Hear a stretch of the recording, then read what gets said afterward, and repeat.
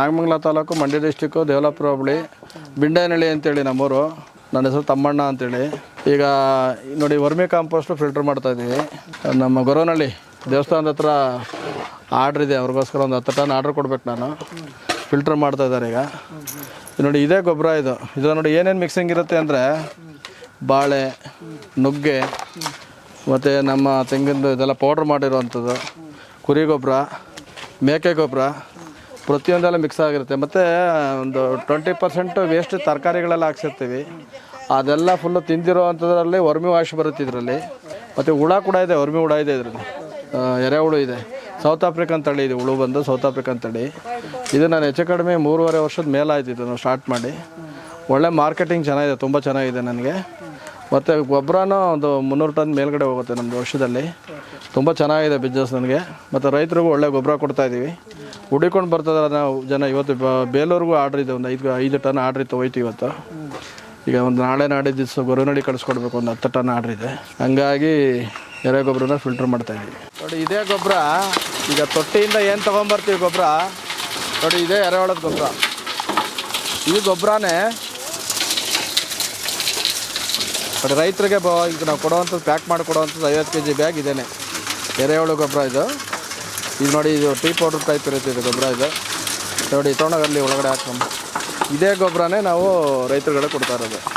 ತೊಟ್ಟಿಯಿಂದ ಈಗ ಆಲ್ರೆಡಿ 3 ತಿಂಗಳ ಮೇಲಾಗಿದೆ ಹಾಕಿ. ಈಗ ಆಲ್ರೆಡಿ ಗೊಬ್ಬರ ಬಂದಿದೆ. ಅದು ಅದೇ ಗೊಬ್ಬರನೇ ಫಿಲ್ಟರ್ ಮಾಡ್ತಾ ಇರೋದು. ಈಗ ಎಷ್ಟು ಟನ್ನು ರೆಡಿ ಇದೆ ಸರ್ ನಿಮ್ಮಲ್ಲಿ? ಈಗ ನೋಡಿ, ಇದು 10 ಟನ್ ಆರ್ಡ್ರ್ ಇದೆ.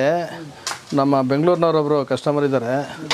ಅವ್ರು ಬಂದು ಈ ನಮ್ಮ ಗೊರವನಹಳ್ಳಿ ಲಕ್ಷ್ಮೀ ದೇವಸ್ಥಾನ ಇದೆಯಲ್ಲ, ಆ ಟ್ರಸ್ಟಿ ಅವರು ಅಧ್ಯಕ್ಷರಾಗಿದ್ದಾರೆ ಅಲ್ಲಿ. ಅವ್ರಿಗೋಸ್ಕರ ನಾವು ಈಗ ಪ್ರಿಪೇರ್ ಮಾಡ್ತಾ ಇರೋದು ಇದು. ಅವರು ಈಗ ಹೋದ ವಾರ ಬಂದು ಅಡ್ವಾನ್ಸ್ ಕೊಟ್ಬಿಟ್ಟು ಈಗ ಬುಧವಾರ ಕಳಿಸ್ಕೊಡ್ಬೇಕು ಅವ್ರಿಗೆ. 10 ಟನ್ನು ರೆಡಿ ಮಾಡ್ತಾಯಿದ್ದೀವಿ, 200 ಚೀಲ. ಬರೀ ಅಡಿಕೆ ತೋಟಕ್ಕೋಸ್ಕರ ಹೋಗ್ತಾಯಿದೆ. ಇದು ವರ್ಷಕ್ಕೆ 2 ಟೈಮ್ ತೊಗೋತಾರೆ ಅವರು. ವರ್ಷಕ್ಕೆ 2 ಟೈಮ್ ನಮ್ಮ ಹತ್ರ ತೊಗೊಂಡು ಇದೇ ಗೊಬ್ಬರನ ಯೂಸ್ ಮಾಡ್ತಾರೆ. ಪ್ರತಿ ವರ್ಷ ಒಂದು 10 ಟನ್ನು 2 ಟೈಮ್ ತೊಗೊಳ್ತಾರೆ. ಅವ್ರದ್ದು 6 ಎಕರೆನೋ 7 ಎಕರೆನೋ ಅಡಿಕೆ ತೋಟ ಇದೆ. ತುಂಬ ಚೆನ್ನಾಗಿದೆ ತೋಟ. ಅವರು ಪ್ಯೂರ್ ಆರ್ಗ್ಯಾನಿಕ್ ಬೆಳೆ ಮಾಡ್ತಾರೆ ಅವರು. ಈಗ ಅವರೇ ಗಾಡಿ ಕಳಿಸ್ತಾ ಇದ್ದಾರೆ. ನಾವು ಬಾಡಿಗೆ ಮಾತ್ರ ನಮ್ಮ ತಲೆ ಮೇಲೆ ಹಾಕ್ಕೊಳ್ಳಲ್ಲ. ಅವ್ರು ಗಾಡಿ ಕಳಿಸ್ಕೊಟ್ರೆ ರೆಡಿ ಮಾಡಿಟ್ಟಿರ್ತೀವಿ. ಅಡ್ವಾನ್ಸ್ ಕೊಟ್ಟಿರ್ತಾರೆ ನನಗೆ. ರೆಡಿ ಮಾಡಿಸಿ ಅವ್ರು ಎಷ್ಟು ಟನ್ ಗೊಬ್ಬರ ಕೇಳ್ತಾರೆ ಅಷ್ಟು ಕೊಟ್ಟು ಕಳಿಸ್ತೀವಿ. 12 ರೂಪಾಯಿ ರೇಟ್ನಲ್ಲಿ ಗೊಬ್ಬರ ಕೊಡ್ತಾಯಿದ್ದೀನಿ. ಅದಕ್ಕಿಂತ ರೇಟ್ ಕಡಿಮೆ ನಾವು ಕೊಡೋದೇ ಇಲ್ಲ ನಾವು. ಮತ್ತು ಎರೆ ಹುಳುನೂ ಹೋಗುತ್ತೆ, ಎರೆ ಗೊಬ್ಬರನೂ ಹೋಗುತ್ತೆ, ಮತ್ತು ಎರೆ ಜಲನೂ ಹೋಗುತ್ತೆ. 3 ಐಟಮ್ ಹೋಗುತ್ತೆ ನಮ್ಮದು. ಕಡಿಮೆ ಅಂದರೆ 300ರಿಂದ 350 ಟನ್ ಅಂತೂ ಹೋಗುತ್ತೆ ವರ್ಷಕ್ಕೆ. ಗೊಬ್ಬರನೂ ಚೆನ್ನಾಗಿ ಹೋಗ್ತಾಯಿದೆ. ಎರೆ ಜಲ ಒಂದು ತಿಂಗಳಲ್ಲಿ ಒಂದು 100 ಕ್ಯಾನ್ವರೆಗೂ 80ರಿಂದ 90 ಕ್ಯಾನ್ ಎರೆ ಜಲ ಹೋಗುತ್ತೆ. ನೋಡಿ, ಇದರಲ್ಲಿ ಎರೆಹುಳದ ಗೊಬ್ಬರದಲ್ಲಿ ಎರೆಹುಳದ ಮೊಟ್ಟೆ ಕೂಡ ಇರುತ್ತೆ. ಮತ್ತು ತುಂಬ ಆರ್ಗ್ಯಾನಿಕ್ ಗೊಬ್ಬರ ಇದರಲ್ಲಿ. ಮತ್ತು ಇದರಲ್ಲಿ ಏನಪ್ಪ ಅಂದರೆ ಕಳೆ ಎಲ್ಲ ಬರೋಲ್ಲ, ಕಳೆ ಕಡಿಮೆ ಆಗುತ್ತೆ. ವೇಸ್ಟೇಜ್ ಕಳೆಗಳೆಲ್ಲ ಬರೋಲ್ಲ. ಮತ್ತು ಒಳ್ಳೆ ಗ್ರೋತ್ ಬರುತ್ತೆ. ರೈತನ ಮಿತ್ರ ಅಂತಲೇ ಒಳ್ಳೆ ನೇಮ್ ಇರೋದು ಇದಕ್ಕೆ. ತುಂಬ ಚೆನ್ನಾಗಿರುತ್ತೆ.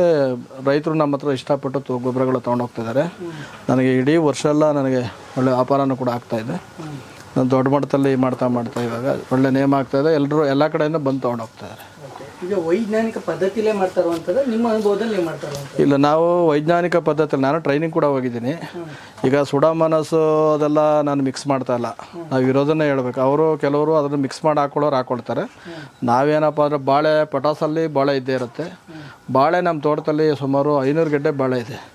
ಆ ಬಾಳೆ ಎಲ್ಲ ಕಂಪ್ಲೀಟ್ ನಾವು ಇದಕ್ಕೆ ಹಾಕ್ತಾ ಇರೋದು. ಬಾಳೆ, ನುಗ್ಗೆ, ಅಗಸೆ, ಗಿರಿಸಿಡಿಯ ಇಷ್ಟು ನಾವು ತೊಟ್ಟಿಗೆ ಹಾಕ್ತೀವಿ. ಮತ್ತು ವೇಸ್ಟ್ ತರಕಾರಿ ಬರೋವಂಥದ್ದನ್ನ ಒಂದು ಲೋಡ್ಗಟ್ಟಲೆ ಬರುತ್ತೆ ನನಗೆ. ಹೆಚ್ಚು ಕಡಿಮೆ ಒಂದು ವಾರದಲ್ಲಿ 4 ಲೋಡ್ 5 ಲೋಡ್ ತಂದು ಹಾಕ್ತಾರೆ. ವೇಸ್ಟ್ ಅದೆಲ್ಲ ಊಜಿ ಹಿಡಿದಿರೋವಂಥದ್ದೆಲ್ಲ ವೇಸ್ಟೇಜ್ ಎಲ್ಲ ಬರುತ್ತೆ. ಅದನ್ನು ತರಿಸಿ ಒಂದೊಂದು ಸಾರಿ ತುಂಬ್ತೀವಿ. ಅದರ ಹಂಗಾಗಿ ತುಂಬ ಚೆನ್ನಾಗಿ ಬರುತ್ತೆ ಗೊಬ್ಬರ. ಆಮೇಲೆ ಕುರಿ ಗೊಬ್ಬರ ಹಾಕ್ತೀವಿ. ನಮ್ಮದು ಮೇಕೆಗಳಿದೆಯಲ್ಲ, ಮೇಕೆದೆಲ್ಲ ಕಂಪ್ಲೀಟ್. ಮತ್ತು ಕೋಳಿ ಗೊಬ್ಬರ ನಾವು ಮಿಕ್ಸ್ ಮಾಡಲ್ಲ ಇದಕ್ಕೆ. ಏಕೆಂದರೆ ಕೋಳಿ ಗೊಬ್ಬರ ಇದಕ್ಕೆ ಮಿಕ್ಸ್ ಮಾಡಿದ್ರೆ ಎರೆಹುಳು ಸತ್ತೋಗ್ಬಿಡುತ್ತೆ. ಹಂಗಾಗಿ ಇದನ್ನು ಹಾಕ್ಬಾರ್ದು ಅಂತ ನಾವು ಹಾಕಲ್ಲ. ಯಾಕಂದ್ರೆ ಭಯಂಕರ ಎಕ್ಸಸ್ ಆಫ್ ಹೀಟ್ ಅದು. ಈ ಮೇಕೆದನ್ನೇ ನಾವು ಜಲ್ದಿ ಹಾಕಲ್ಲ. ಅದು ಪರ್ಮಿಷನ್ 100% ಡೈಲಿ ತಂದು ಅದಕ್ಕೆ ಹಾಕಲ್ಲ, ಹುಳ ಸತ್ತೋಗ್ಬಿಡುತ್ತೆ ಅಂತೇಳಿ. ಅದೇ ಒಂದು ತಿಂಗಳಾರು ಆಗಬೇಕದು. ಅದು ಸಪ್ರೇಟ್ ಸ್ಟೋರೇಜ್ ಮಾಡಿ ಆಮೇಲೆ ತುಂಬಬೇಕದು. ನೀವು ಅದೇ ಸಗಣಿ ಗೊಬ್ಬರ ಬೇಕಾದ್ರೆ ಒಂದು 10 ದಿನ ಆದಮೇಲೆ ಹಾಕ್ಬೋದು. ಗ್ಯಾಸ್ ಪಾಸ್ ಆದಮೇಲೆ ಹಾಕ್ಬೋದು. ಕುರಿದಂಗಲ್ಲ, ಕುರಿಗಳು ಮೇಕೆಗಳು ಭಯಂಕರ ಎಕ್ಸಸೈಸ್ ಬೀಟು, ಸ್ವಲ್ಪ ಲೇಟಾಗಿ ಹಾಕ್ಬೇಕದು. ಒಳ್ಳೆ ಗೊಬ್ಬರ ಅದು, ಎಕ್ಸಸೈಸ್ ಬೀಟ್ ಇರೋದ್ರಿಂದ ಸ್ವಲ್ಪ ಲೇಟಾಗಿ ಅದನ್ನು ನೀರಿನಂಶ ಎಲ್ಲ ಹಾಕಿ ಎರೆಹುಳು ತೊಟ್ಟಿಗೆ ಹಾಕ್ಬೇಕು. ಈಗ ಆಲ್ರೆಡಿ ಬ್ಯಾಗ್ ಆಗಿದೆ, ಈಗ ಎಕ್ಸ್ಟ್ರಾ ಆಗಿತ್ತು ಅಂತೇಳಿ ಇದನ್ನು ಮಾಡಿಸಿಟ್ಟಿದ್ದೀವಿ. ಆಲ್ರೆಡಿ 50 kg ವೆಯ್ಟ್ ಮಾಡ್ತೀವಿ ಸ್ಕೇಲ್ನಲ್ಲಿ. 100-200 ಗ್ರಾಮ್ ಜಾಸ್ತಿ ಇರುತ್ತೆ ಹೊರತು ಕಡಿಮೆ ಅಂತೂ ಮಾಡಲ್ಲ. 50 kg ಬ್ಯಾಗ್ ರೆಡಿ ಮಾಡಿ ಅವ್ರು ಗಾಡಿ ಕಳಿಸ್ಕೊಡ್ತಾರೆ, ನಾವು ಲೋಡ್ ಮಾಡಿ ಕಳಿಸ್ಕೊಡ್ತೀವಿ.